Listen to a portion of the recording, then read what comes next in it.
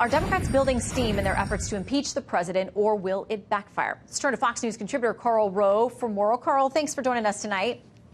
Thanks, Shannon. Okay, so if you heard Senator Mike Lee just a couple of minutes ago, blatantly shooting down, making no pretense about it, that as far as he can tell, there is no talk of GOP senators in the, coming together to gang up and vote out the president should the House impeach him and send it over to them for a trial. What do you make of that chatter? Do you think there's nothing to it?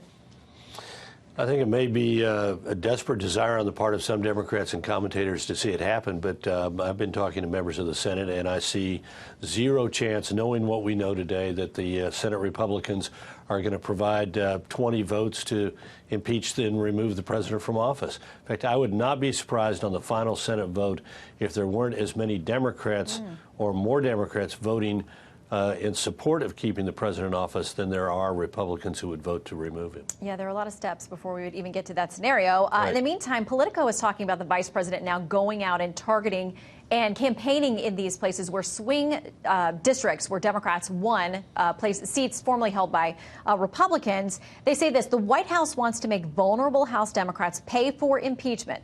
Democrats, Republicans point out, successfully prosecuted a similar case during the House GOP-led impeachment of Bill Clinton. Republicans suffered in that year's midterm election, losing 5 congressional seats.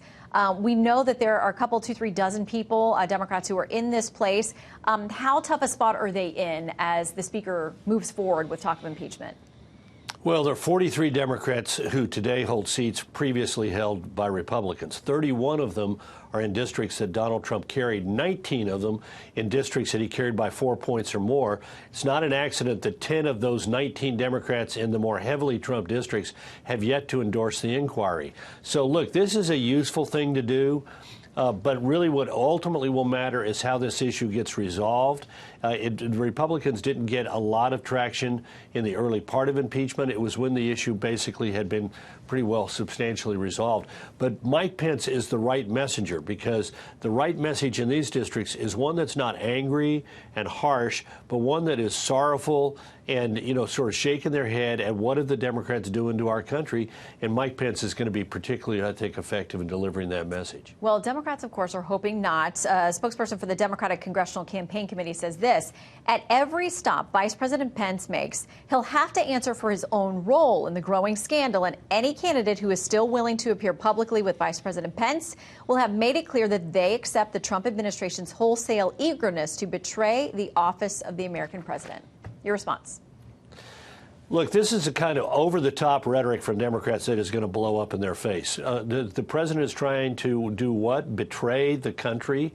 As I recall what this had to do with, he said, would you look into the issue of the server? Would you allow my guys, meaning the Attorney General of the United States and the very respected independent prosecutor, the U.S. Attorney from Connecticut, John Durham, to look at the server that the Ukrainians that was in Ukraine that may have been used by the Russians to steal Hillary Clinton's emails? And would you look into this Biden thing?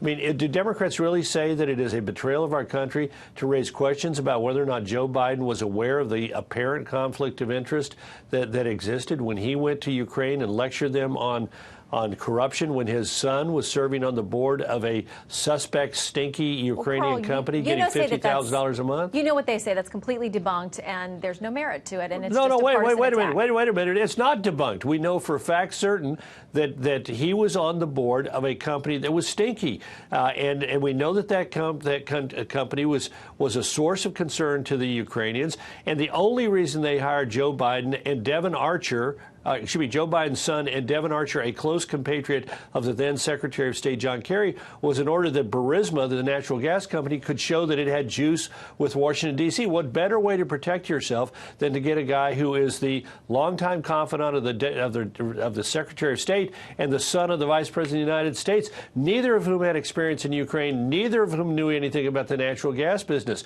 Look, I used to spend time in the former Soviet Union. I was on the board for international broadcasting that oversaw radio Radio Free Europe and Radio Liberty. And in the aftermath of the fall of the Iron Curtain, this is what people in Central Europe and in Russia did in order to protect themselves. They hired Americans to be in very visible positions, just like Paul Manafort was hired by some of the Ukrainian oligarchs, by Yanukovych, Putin's man in Ukraine. So we know this. There are some things that have been alleged that are not true, but we do know for a fact certain that the Vice President of the United States went over there to lecture the Ukrainians on corruption while his son was on the board of a company that was suspect. Yeah, there are a handful of people who have been digging into this, and it seems like a couple of others are waking up and getting interested in asking some questions. So we'll see how far they go. In the meantime, Karl Rove, great to have you. Thank you. Thank you, Shannon. You bet.